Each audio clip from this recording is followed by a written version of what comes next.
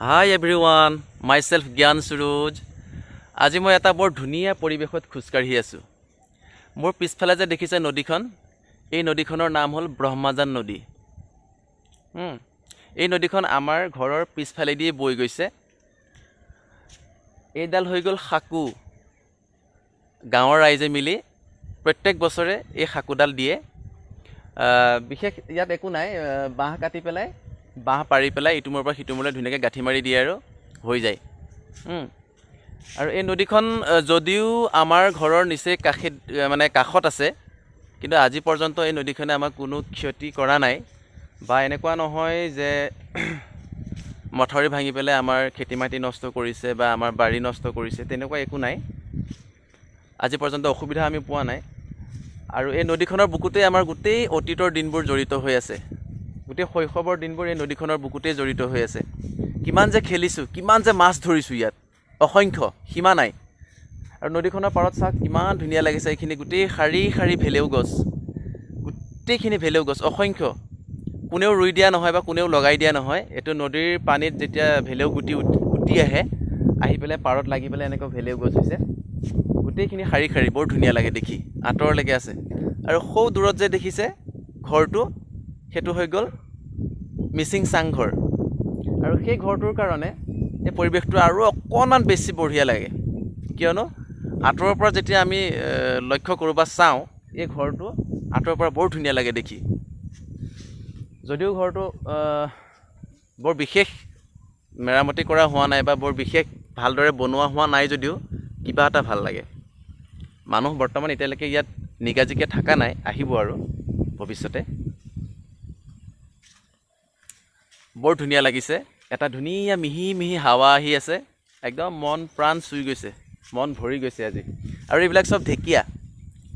এইবিলাক যেতিয়া বাৰিষা ঢেকীয়া হয়, ইয়াত এভেইলেবল, পূৰা ঢেকীয়া এভেইলেবল হৈ যায়।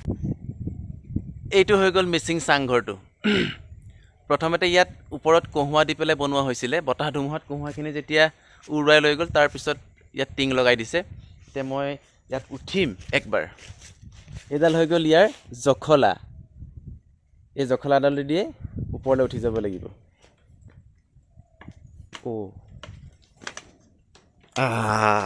উঠি গ'লোঁ।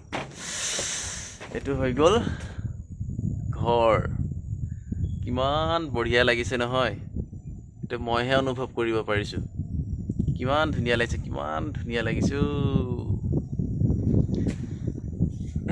ইয়াত এনেকৈ তলত কামি বৈ দিয়া হৈছে।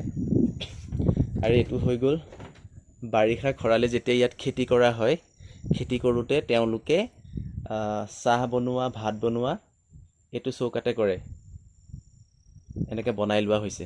এতিয়া ব্যৱহাৰ হোৱা নাই কাৰণে মাটিটো ভাঙি গৈছে। আৰু এইটো হৈ গ'ল জুলনা। সৰুতে এইটো খুব খেলিছিলোঁ।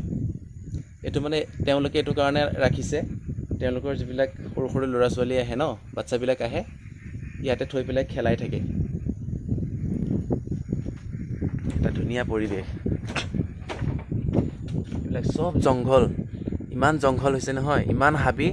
এইবিলাকত দিনতে বনৰীয়া জন্তু ওলায় আজিকালি। ইয়াত বন গাহৰি বহুত আছে, বন গাহৰি ওলায়। কেতিয়া ক'ৰ পৰা ব্ৰুংকৈ ওলায় বা ধৰিবই নোৱাৰি। বন গাহৰি বহুত হৈছে আমাৰ ইয়াত, বহুত দূৰলৈকে আছে মথাউৰিটো। এয়াই হৈ গ'ল মোৰ ঘৰৰ ওচৰৰ এটা পৰিৱেশ। সঁচাকেই এনেকুৱা পৰিৱেশত ডাঙৰ হৈছোঁ। আৰু বিশেষকৈ আমাৰ ঘৰ য'ত আছে সেইখনত মানুহৰ জনবসতি ইমান ঘন নহয়, খুব পাতল। সেইটো কাৰণে মই এনেকুৱা পৰিৱেশবিলাক সৰুৰ পৰাই পাই আহিছোঁ আৰু মই বহুত ভাল পাওঁ। ক'ৰবাত যদি যাওঁ, কেতিয়াবা যদি এনেকুৱা পৰিৱেশ পাওঁ, মোৰ মনটো বহুত ভাল লাগে। সেয়েহে মই ভাবিলোঁ আপোনালোকক অকণমান দেখুৱাই দিওঁ মোৰ ঘৰৰ ওচৰৰ পৰিৱেশটো। আৰু বৰ বিশেষ দেখুৱাই নাথাকোঁ, সময়ো হৈ আহিছে, মোৰো অকণমান কাম আছে, আকৌ দোকানো যাব লাগিব। গতিকে আজিলৈ ইমানতে ভিডিঅ'টো সামৰণি মাৰিছোঁ। আৰু যদি ভাল লাগে এটা লাইক কৰিব, ফ'ল' কৰিব আৰু কমেণ্ট কৰিব, পাৰিলে শ্বেয়াৰ কৰি দিব। Thank you, bye by.